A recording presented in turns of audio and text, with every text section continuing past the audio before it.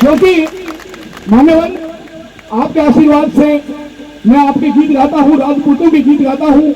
ये मंत्री ऐसे हैं, मैं तो आज तक कोई कोठी नहीं, सिर्फ सेवा में लगे रहे, अपने घर को ही कोठी बना दिया जनता के लिए। ऐसों की जरूरत है क्या? मैंने सूरजपाल अमूती से कहा, बोले नुसरत खान, इस हरियाणा में 2 दादी वाले ऐसे हैं जो सब कुछ हरियाणा पे लुटाने वाले हैं जनता को संतरी। तो दादी वाले होते हैं ना, वो ईमानदार होते हैं। आज अनिल भी ईमानदार है, ऐसा नेता हमें कोई नजर नहीं आता है। कोई महाराणा प्रताप की। अच्छा भैया, मध्य प्रदेश की राजधानी को भोपाल कहते हैं, उत्तराखंड की शहर को नैनी।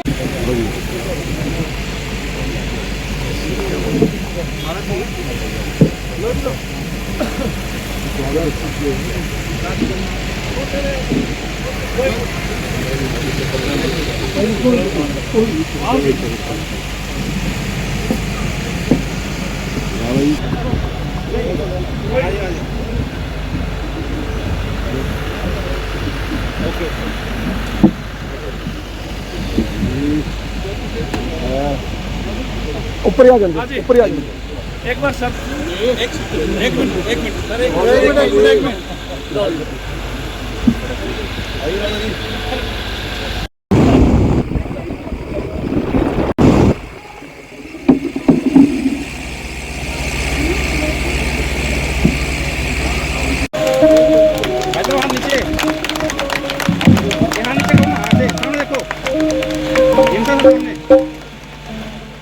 मंच पर उपस्थित मेरे बहुत पुराने मित्र और कर्मठ साथी चेयरमैन कोऑपरेटिव बैंक के अमरपाल राणा जी, मदन पाल राणा, बहुत आनंद का एहसास हुआ है। आज हम उस महाराणा प्रताप का जन्मदिन जयंती मना रहे हैं, जो सारे देश में आत्म सम्मान से जीने वाले लोगों का आदर्श है। लोग उनको देखकर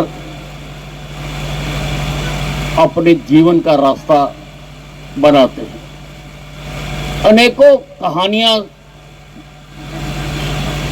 हमारे शुरू से हमारे देश में सुनाई जाती हैं, लेकिन महाराणा प्रताप का जीवन, महाराणा प्रताप का त्याग, महाराणा प्रताप की अपने राष्ट्र के लिए प्रतिबद्धता जो है वो कहीं और देखने को नहीं मिलती है।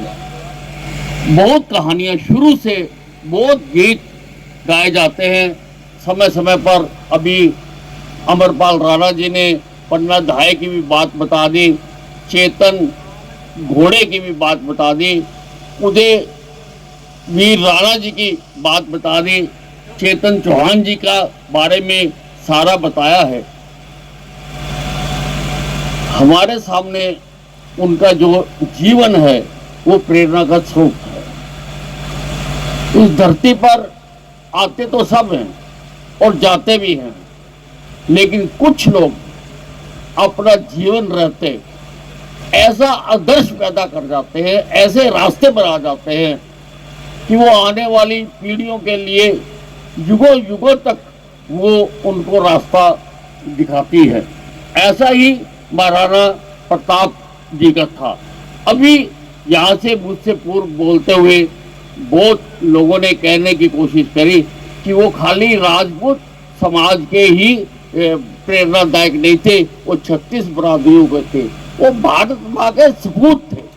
भारत माता का जो सपूत है वो सारे जो भारत माता के बच्चे हैं उन सब का प्रेरणा स्रोत है। उन सब के लिए, जैसा मैंने शुरू में ही कहा, कि वो उनके जीवन को देखकर आत्म सम्मान से जीवन जीने के लिए उनका हमारे सामने एक उदाहरण है कि आत्म सम्मान से कैसे जीना है, राष्ट्र के लिए कैसे।